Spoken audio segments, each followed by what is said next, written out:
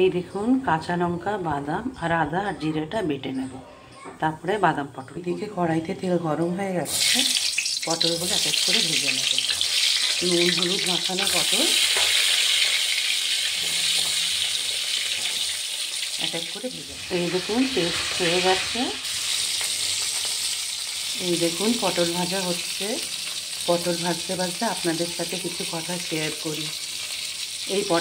এই বাদাম পটলটা আমি আমার মার কাছ থেকে শিখেছিলাম। মা একদিন করে খাইয়েছিল বাদাম পটল, খুব ভালো লেগেছিলো। তারপরে মার কাছ থেকে এই রেসিপিটা শিখলাম। আসলে জানেন তো, এখন তো ইউটিউব আর কত কিছু রান্নার প্রোগ্রাম দেখে লোকেরা শিখতে পারে, ইউটিউব দেখে শিখে নেয় রান্নাবাড়ি করা। কিন্তু আমার আজ থেকে 32-33 বছর আগে কোনো ইউটিউব কোনো ইয়েতে আমরা কোনো কিছু দেখে শিখতে পারিনি। কিছু মার থেকে দেখে শিখেছি, কিছু এদিক ওদিক যখন পোস্টিংয়ের চাকরি পোস্টিং যেতাম ওখান থেকে অনেক রান্না শিখেছি। বলে না, শেখার কোনো বয়স হয় না। আমরা ছোটদের কাছ থেকেও কিছু শিখতে পারি। আবার অনেক জায়গায় গিয়ে অনেক ভাষা, যেরকম গুজরাটে গিয়ে অনেক গুজরাটি খাবার শিখেছি, সাউথে গিয়ে অনেক সাউথ ইন্ডিয়ান খাবার শিখেছি। তাই নানান জায়গার থেকে অনেক কিছু শিখেছি।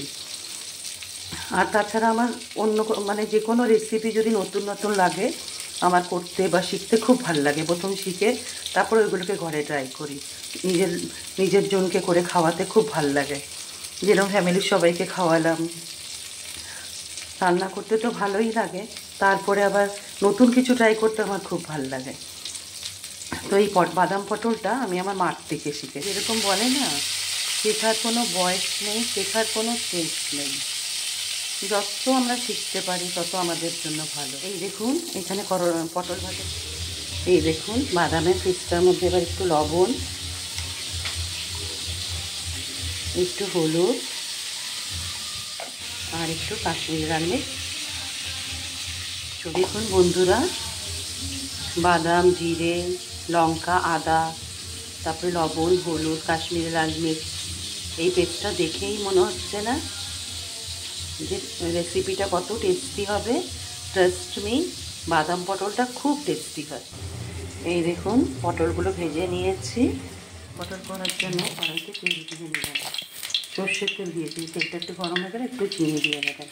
যেহেতু সর্ষের তেল দিলে ওর উপরে যদি একটু চিনি দেওয়া হয় তাহলে কালারটা খুব লাল আসে।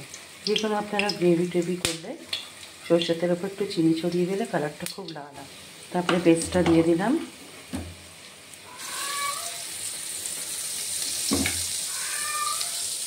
এই দেখুন সর্ষের তেল দিলাম, তারপরে চিনি দিলাম একটু, তারপরে জিরে, আদা আর বাদাম পেস্টটা, জিরে, বাদাম আর আদা পেস্ট করে দিয়ে দিলাম। তারপরে নুন, হলুদ, কাশ্মীরি লাল মির্চ দিয়ে একটু নাড়াচাড়া করব। তারপরে পটলগুলো দিয়ে দেবো। এই দেখুন তেলে যখন আপনারা বসানোর আগে যদি একটু চিনি দিয়ে দেন তাহলে কালারটা খুব সুন্দর আসে। আর একটা কথা, যে কোনো গ্রেভি বানাবেন যখন গ্রেভিতে জল দেবেন সবসময় গরম জল দেবেন, তাহলে টেস্টটা ভালো থাকে।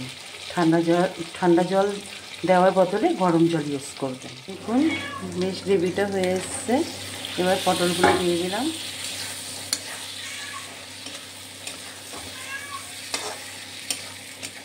এই দেখুন মশলার সাথে পটলটা বেশ সুন্দর করে লাল লাল করে ভাজা ভাজা হয়ে গেছে।